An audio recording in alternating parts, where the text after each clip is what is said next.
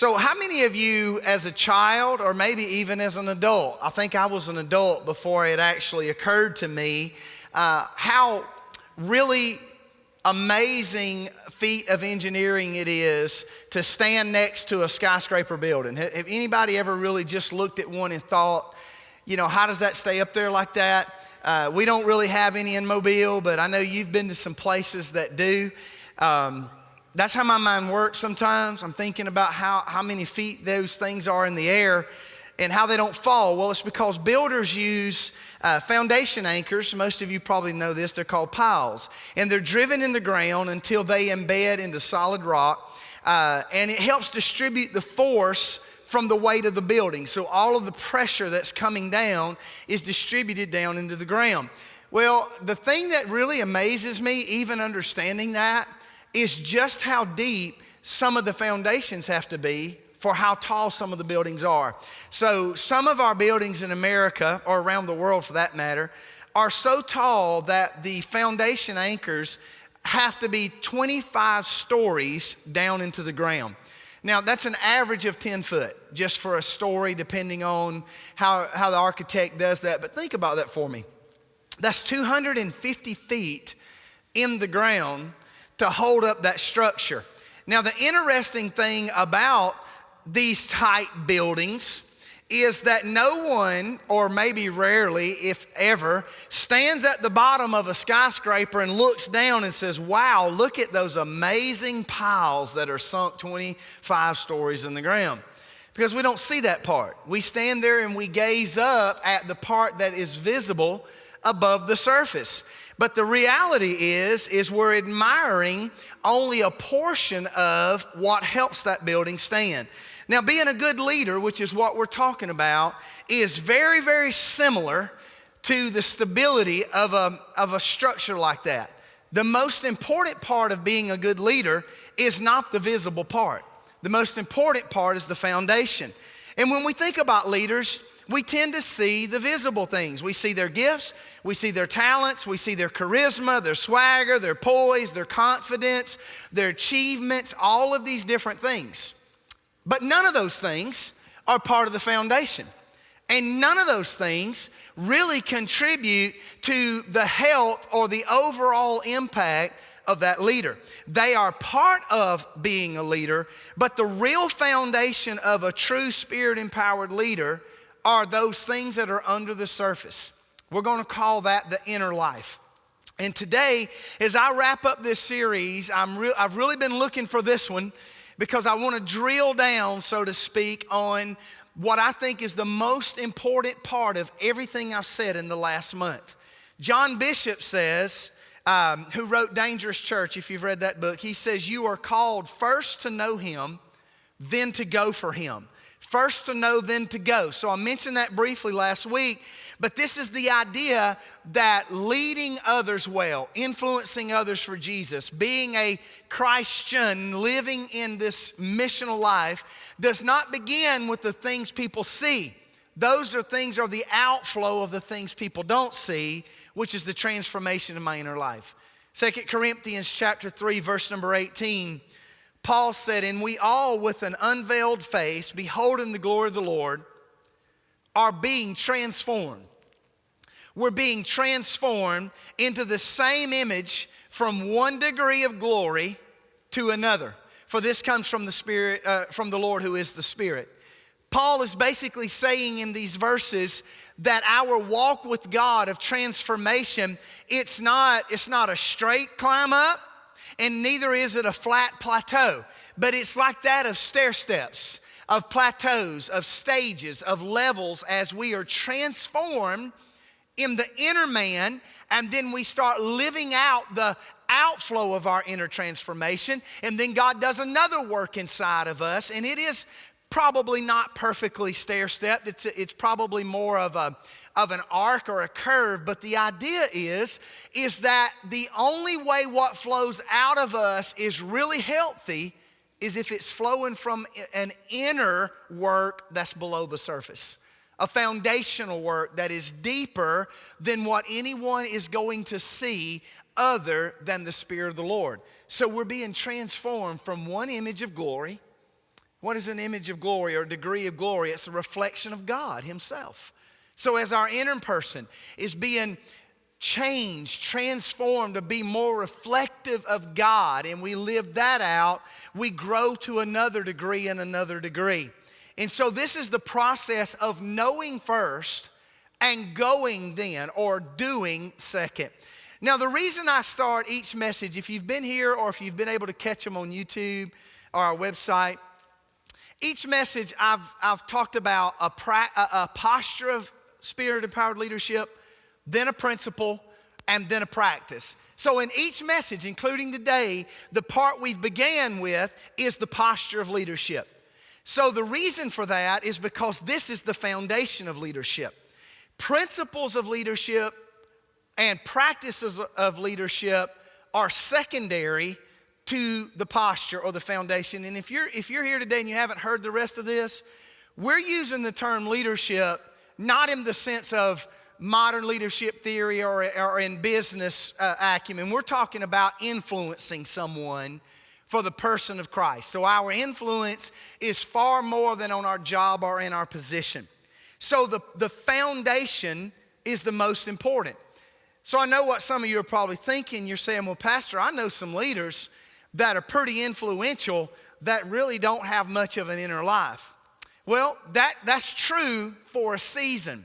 One of two things tends to happen when someone leads out of their visible giftings without a transformed inner life. One of the things is it's short-lived. They come in, they make a big splash, they influence a few things, and before you know it, it all kind of falls because they don't have an inner transformation. The other thing is if you look behind a person who's not been changed by Christ but has a lot of giftings, because God gives us our giftings before we even come to him as a Christian.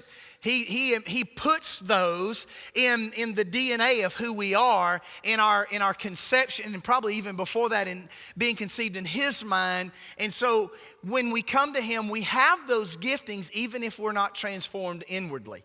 So the second thing that happens is you look behind a person who leads only out of their surface giftings, and you will see a string of carnage behind them of used and broken people that were nothing more to them than stepping stones or tools or, something to be used up to get to the next level. And so they may be an effective leader to the casual eye, but effective leadership doesn't leave a carnage of broken people in the wake behind them just to get what they want. That's not leadership. It's certainly not the kind of leadership as the way we're defining it, which is influence within the parameters of Christian principles of morality that move people in the direction of the Lord's will. People cannot just be tools for me to get where I want to go or to get what I want. And that includes my job as a parent, my job as a Christian, my job as a pastor, my job just as a friend. I can't use people if I'm really wanting to lead well. And so the real issue here, the posture is the most important part. What's going on below the surface? What's happening in the foundational part of me? Those anchors, those piles, those underground pillars that are supporting the part that everybody sees. God calls us all to steward the influence we have. And so week one, I shared that the posture of a Spirit-empowered leader is that they are followers first. Before they lead anybody, they're following Jesus. The second week, I shared that the posture is that they're others focused. They're a follower of Christ and they're focused on others. And then last week, that they were lifelong learners. Today, I want to add as a Spirit-empowered leader that our posture is that we lead in the love of Christ through a transformed inner life. Now, stay with me. I don't want that kind of terminology to throw you off. I believe this is the most important thing I've shared all month. So it does include what we do. Our principles are important. Our practices matter. Motive and method matter, but nothing matters before what's inside matters, that transformation. So here's how Peter Scazzero says it. Some of you know who this author is. In 2006, he wrote a book called Emotionally Healthy Spirituality. If you've never read that book, it should be required reading for anybody that names the name of Jesus. It is a phenomenal book, Emotionally Healthy Spirituality. He's come back a few years since and he's written a book called Emotionally Healthy Leaders. And here's what he says. He says, leading that transforms the world requires more than the latest leadership strategies and techniques.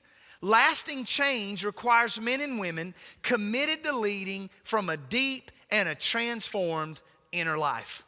The only way to truly lead in the love of Christ, is to do it through a transformed life, because we don't have the ability to lead in the love of Jesus until we've been transformed on the inside. Now, if I've lost you this morning, I want to get you back. So I'm going to take my vest off because it's a little toasty in here. And here's where I really want to go, okay? For our inner lives to be truly transformed, and I'm talking about not playing church, not playing this Christian thing, not just being a name only, not just doing the, but really becoming who Jesus has called us to be. To be a revolutionary leader in every aspect of our life, we've got to face our shadows. So many times we think that it begins out there. I need to be a better manager. I need to be a better communicator. I need to be a better listener. I need to learn more. All of those things are vitally important. But none of those things matter until I'm willing to face my shadow. Some of you have heard this terminology before. Some of you have not. But until we face our shadow, until we can love God and love others and do things out of the love of Jesus, then all we're doing is going through motions out of our hidden selves that appear good on the surface. But if someone can see deeper down, they realize that we have an ulterior motive. Now, I don't want you to raise your hand. Don't punch your neighbor. Don't even look at them. But have you ever did anything that was really nice for someone and everybody thought it was awesome, but deep down in your heart, you knew you had an ulterior motive? You knew you did it for another reason, or at least for a dual reason. Peter Scazzero goes on to say that your shadow, what is this? What is my shadow? Your shadow is the accumulation of untamed emotions, less than pure motives, and thoughts that, while largely unconscious, strongly influence and shape your behaviors. Listen closely to this last sentence. It is the damaged but mostly hidden version of who you are. I need to be real clear this morning. Facing our shadows is not an event. It's not something that somebody can lay their hands on and cast out of you. It's not something that someone can anoint you out of. It is a process of real, deep spiritual growth. It's not a class. It's not even the educational dynamic of spiritual growth. This is a deep inner work. As a matter of fact, it looks like a paradox at the surface, because it seems like the pathway to leading well would be to get better as a leader. The pathway to leading well doesn't begin with what we build above the ground. It builds with what we dig deep down into the foundation of who we are. The recesses of the inner life, the transformation of facing our shadow, and we do that through humility, brokenness, and don't leave, even suffering. Humility and brokenness are key tools that are part of our spiritual formation. I have wrestled with this for a long time. I've mentioned this a lot in my 2 years at Knollwood, and God's given me the release to dig into it this year. But I will tell you, some folks aren't going to like the kind of teaching I'm going to share, because it doesn't fit the God only wants you happy and blessed, and anything else is of the devil type stuff we hear in church today. I want you to understand God does love you, and He loves me, and He does want us happy and blessed, but He's not a pimp or a sugar daddy. He's God, okay? And He's far more concerned with our development than He is our temporary happiness, okay? So I know you're with me. Thank you so much. You just added 15 minutes to the message. No, I'm just kidding. I'm just kidding. Humility and brokenness are the only two doors, and suffering are the only three doors, rather, that can lead us into our own shadow. Everything about you will try to talk you out of facing your shadow in the carnal man. Everyone around you will probably, without knowing, try to talk you out of facing your shadow, because I preached a while back, we're not taught to be peacemakers, we're taught to be peacekeepers.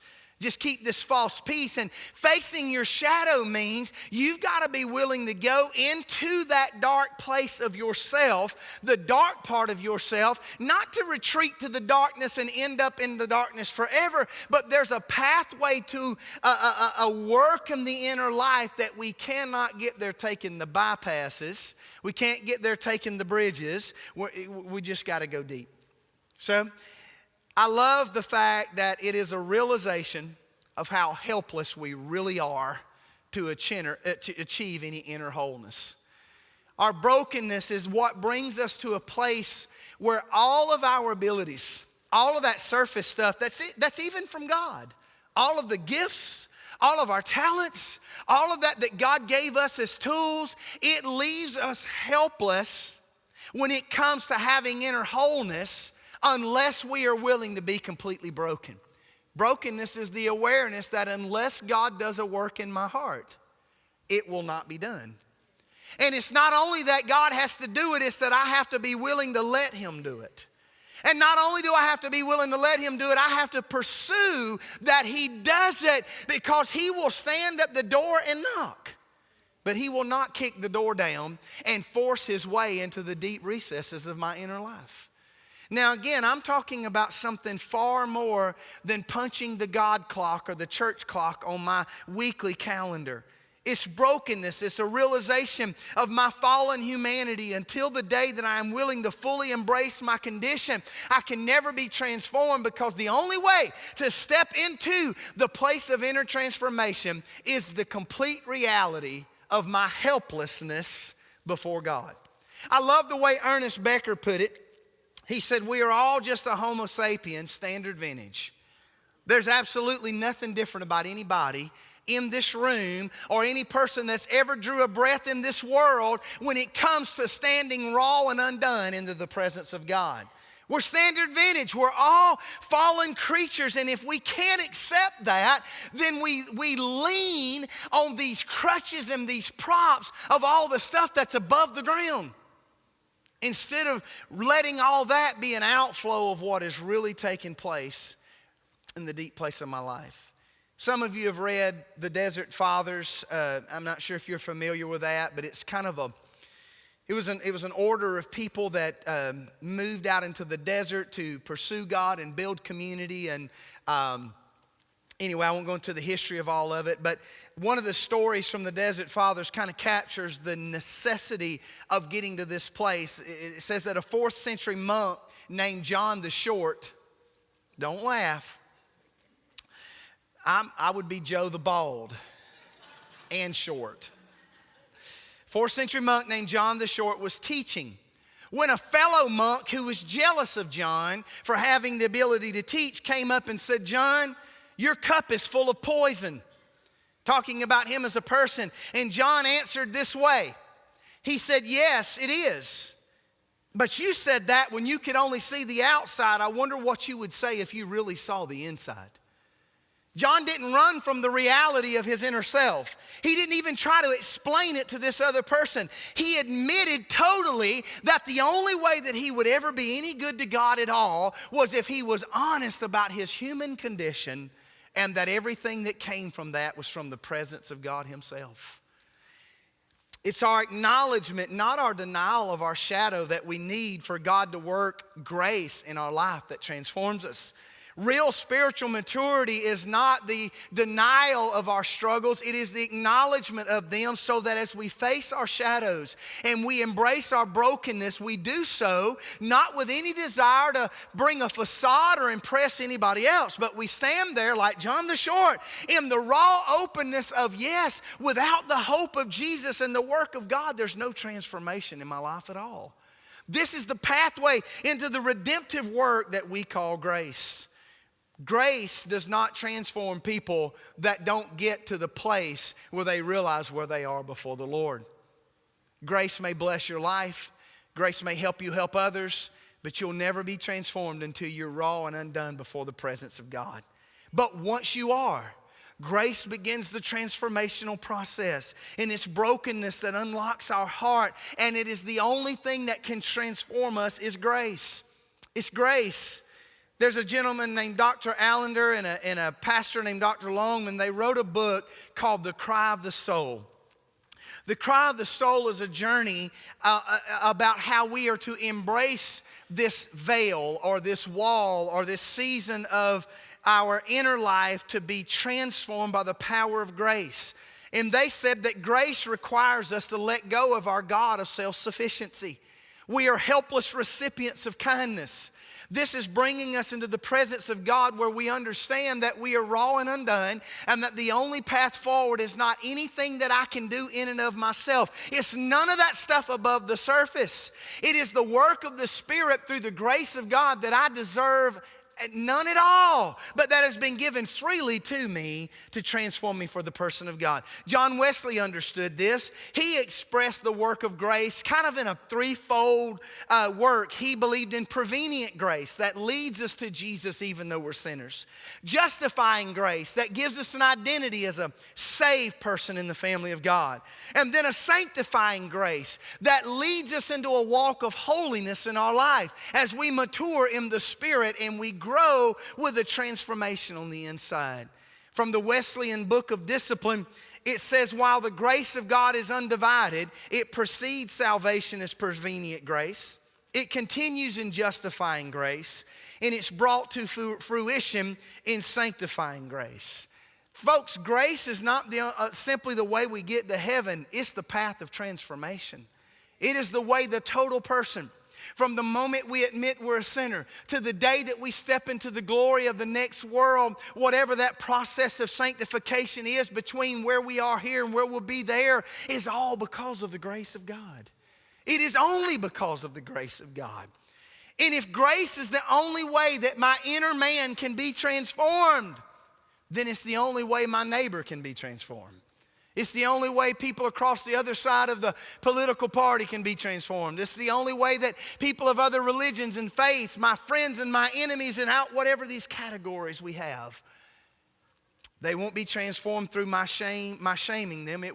They won't be transformed through the guilt I can project on them. They won't be transformed through any rules that I can create for them. They won't be transformed through any legalism that I can teach them. There is only one path of transformation, and that is the path of grace. And if you and I have the courage to face our shadows, God can redeem our brokenness and use us for His glory. And we can emerge to the part that is above ground from the outflow of what's underground, and we can be a person of grace. And if we will lead as a person of grace, then we are inviting people into the same miraculous transformation encounter with Jesus that you and I have. I know I'm going a little long on this point, but all that I've taught you, all that I've said about leadership, if we miss this, then none of that matters, because that stuff above the ground, it's got to flow from that which is inside.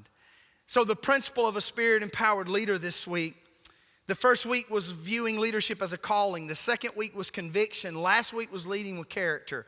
This week, I want to end with this principle that Spirit-empowered leaders lead with courage. You know, courage is an interesting thing. Courage is an ancient idea or ancient virtue. It's not modern to thought, it's not modern to literature. It's literally been around as long as there's been people. It's one of the oldest terms in the history of language and culture. The ancient Greeks believed that courage is one of the 4 cardinal virtues of a civil society. Courage, along with prudence, temperance, and justice, make up those 4 cardinal virtues. But of the 4, courage is considered to be the grandest virtue of them all. Many of you have heard Winston Churchill's famous quote when he actually quoted Aristotle. He said, "Courage is the first of human qualities because it is the quality which guarantees the others." Spirit-empowered leaders lead with courage. They lead with courage. Now, courage, sometimes we think, means fearless. Courage is not being fearless. Not at all. Courage is choosing to do the right thing despite any fear that may or may not be a part of one's life. I want to go back to where I was. It takes courage to face one's shadow. Deep courage. It's so much easier for us to wade around in the shallow pool of what we see of each other above ground. But if we're going to go deep in our transformational inner man, God will allow us to come into community with others who want to do the same. And we will go deep into transformation as a community. Have you ever wondered why the early church looks so much different in the book of Acts than it does in modern times? We think it's because we don't pray. We think it's because we don't fast. We think it's because we don't have faith. I think it's because we're not willing to go below the surface of just barely knowing those around us in the surface things. I think it's the community void.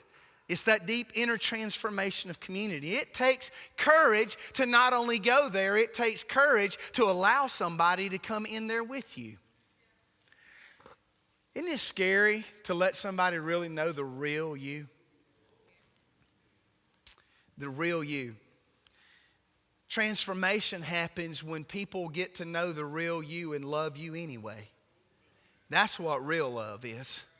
Some of us just love the skyscraper above the ground. We don't really love the deep parts of the people we know. Sometimes we aren't transformed ourselves. Sometimes they won't let us in. But courage is what it takes to have this kind of spiritual community. I don't have time for this today, but it's another reason that the church is fractured and splintered in America is that we are focusing on all the things that are above the ground instead of going deep in the parts that cause inner transformation. It's so much easier to live in the denial of my shadow and fake it.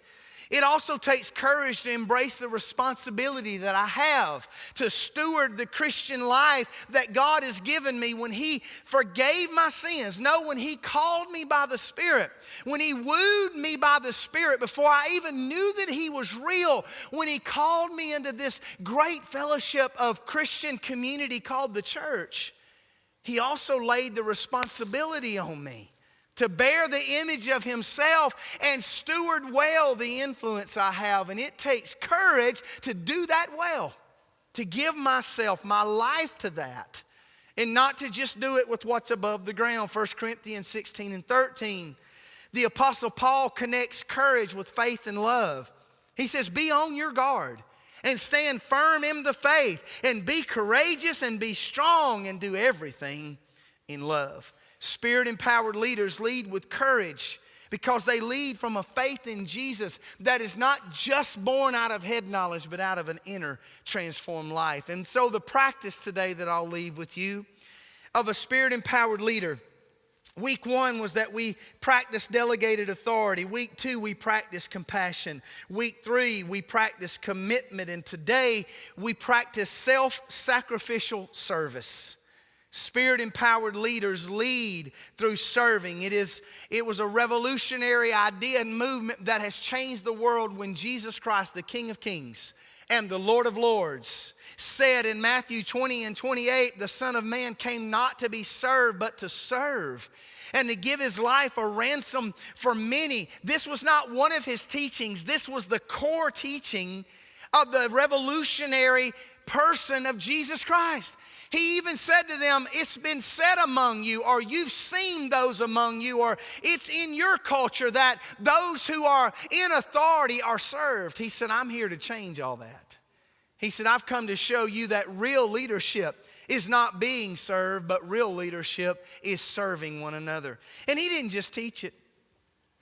He modeled it as He went to the cross for the world. John 13 and 1 says, now before the feast of the Passover, when Jesus knew that His hour had come to depart out of this world to the Father, having loved His own who were in the world, He loved them to the end. John 15 and 13, just a little later, He says to them as that hour approaches, Greater love has no one than this, that someone would lay down his life for his friends. The cross for the for the sins of the world. He went to the cross for the sins of the world because he was committed to a self-sacrificial love. Not only did Jesus teach and model it, but the leaders in the book of Acts followed that example. They did the things the way Jesus did them. We see so many that, like Paul, was stoned in Acts 14. He was left for dead. He was arrested. And he endured all kinds of suffering, never ceasing to love and to give himself for the people of God. At one point, Paul said he was being poured out like a drink offering unto the Lord. The imagery of being poured out is amazing to me. It's one of self-sacrificial love. That whatever we were has been reduced through use to a liquid state so that it can just be poured out unto the Lord. Paul was committed to teach and love.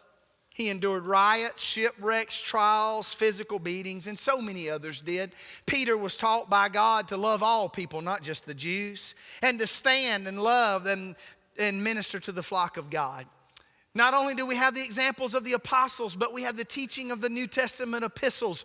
That sacrificial love is the centerpiece of Christianity that is lived out among those who name the name of Jesus. You can call yourself a Christian and not do a lot of stuff, but you cannot be a Christian if you don't have a self-sacrificial love. You may be in name, but you're not in practice, because it is core to New Testament theology. I cannot be a Christian, a Christ-like one, unless I practice self-sacrificial love. Some of the strongest rebukes that we read in the Bible are reserved for people who are hirelings and hypocrites and those who just want something out of something because they're doing it.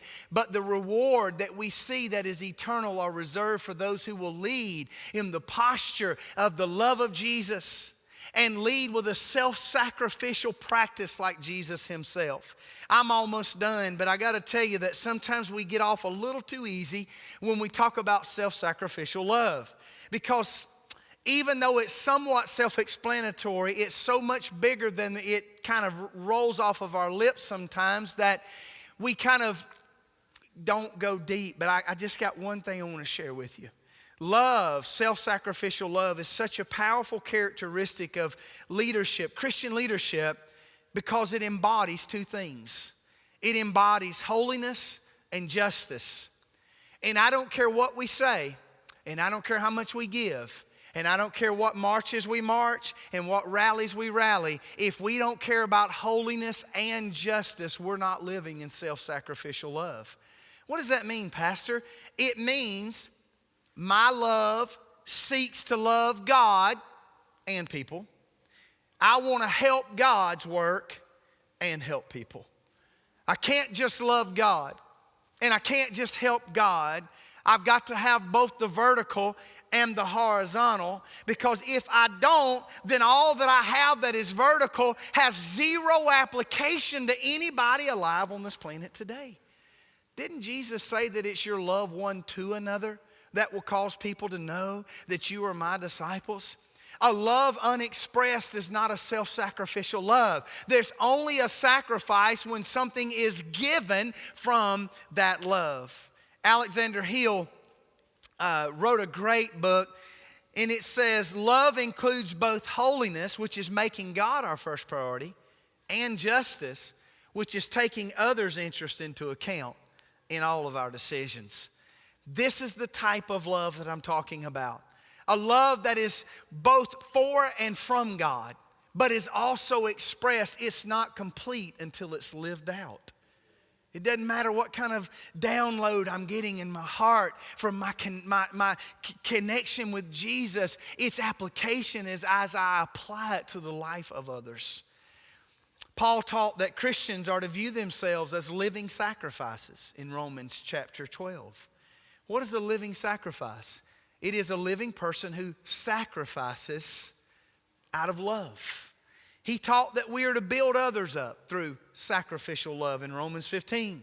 And he taught in that famous chapter of 1 Corinthians 13 that we are to let love rule. But read that chapter. The whole chapter is about the fact that it's not really love unless it is expressed to the benefit of someone else. And then I'll close out with this today. Paul, he didn't just teach it. He didn't just endure it. He lived out this self-sacrificial love. And maybe nobody has done that more than Paul other than Jesus, to the point that he's not just known for his writings, he's not just known for his teachings, but that if you and I could have seen Paul, if we would have been alive in his day, if we could have laid our eyes on this man that was called the Apostle Paul, even his body would have told us that he believed in self-sacrificial love through what he called the marks that he bore. In Galatians 6 and 7, Paul says, from now on, let no one cause me trouble, for I bear on my body the marks of Jesus. Exactly what these marks are have been debated.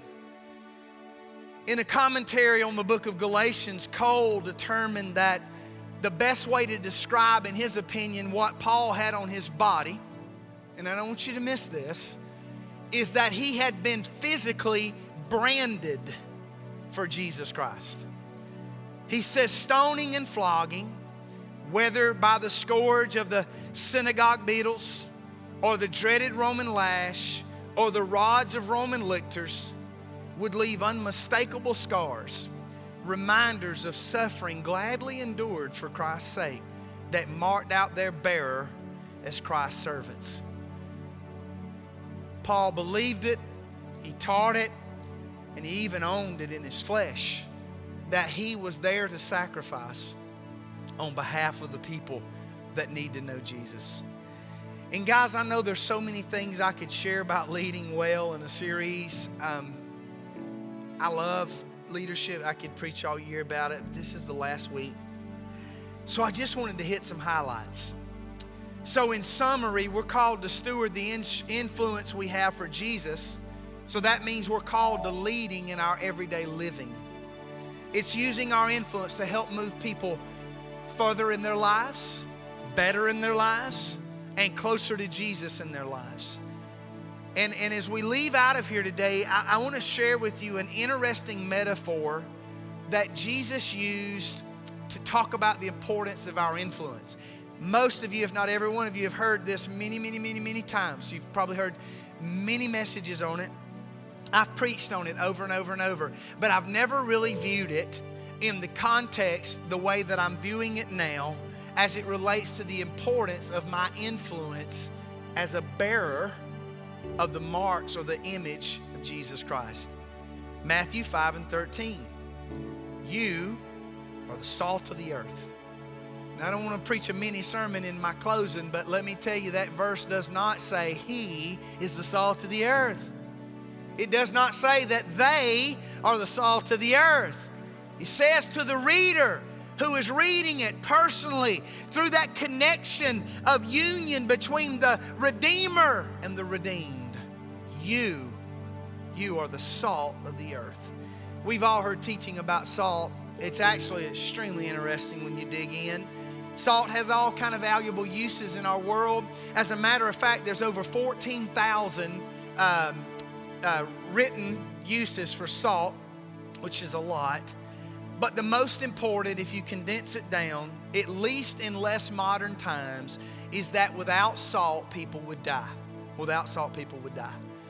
Jesus connected our influence with salt. He connected our influence in this world with the presence of something that without it, people would die. I love the way John Bishop put it. He said, in some sense, when Jesus called his followers the salt of the earth, he may have been alluding to the fact that without the influence of God's people, our world has no hope of survival. That is a strong quote, and it is a statement that says that you and I are called not just to be salt to burn and hurt wounded people. We are called to be salt to heal people with the beautiful message of God's grace that has been offered to all. And our influence is probably far more important than we may have ever given consideration of as stewards of what? What did Paul say? The manifold grace of God. That message of inner transformation when we give God permission and meet Him in the deep places of our life. Would you this morning bow your heads with me? I want you to lead well. I want you to be serious about the way you lead your family, the way you lead your friends, the way you lead your job, the way you lead in recreation. Your influence, friends, is far more important than you may have ever considered. Jesus Christ left this earth in physical body, came in the Holy Spirit, and it empowered us to continue the message that He began, and people's lives depend on it. I know salty has a little different definition in our culture today, so I'm not going to go there, but I'm serious when I tell you that you and I are called to be the salt of the earth. If you're in this room today and you would commit with me, no one looking around, if you would commit to me to living your life with a greater desire to be transformed by grace and an influence for Christ than ever before, and you're willing to give yourself to it, both in your walk with God and in your community with others. Real community, not Americanized version, but real community, Christian community. Would you slip your hand up? I want to pray for you. Nobody's looking. Thank you so much, Father. I thank you for these who have raised their hand today. It's just a sign. It's just a symbol, an act of faith that we are committed. We are committed to the deep work of transformation in our life. And we are committed to not just talking about Christianity, but living out spiritual community as the redeemed of God and the salt of the earth, so that we can offer an alternative plan, an alternative life to those who are wandering, lost and wounded and hurt and discontent in the chaos of this veil, this facade that we call life without God. Help us to be tears in the veil. Help us to be glimmering lights of a door cracked. Help us to be, God, entrances and points of connection with people that you can use to awaken their heart by the Spirit of God to this beautiful transformation that you invite us into. Help us to do that. God, I pray that prayer, and I sense the anointing so strong today over that, God, in something deep in this house, and I believe it in the life of everyone who raised their hand. I pray for them, that they'll be a part of this journey together. God, and with every head bowed and every eye closed, friends, if you're here and you're not where you need to be with the Lord, I realize our crowd is down, and we're going to have a lot of extra guests today, but I don't want to miss you. If you're here and you're not where you need to be with God, would you slip your hand up? I'm going to pray for you, and we're not going to point you out in any way. Thank you for that hand, those two hands of recommitment, dedication there. Let's pray together. Dear Jesus, I know I'm a sinner, and I know you're the Son of God. You're my only hope, but you're the only hope I need. Forgive me. Help me to live for you. In Jesus' name.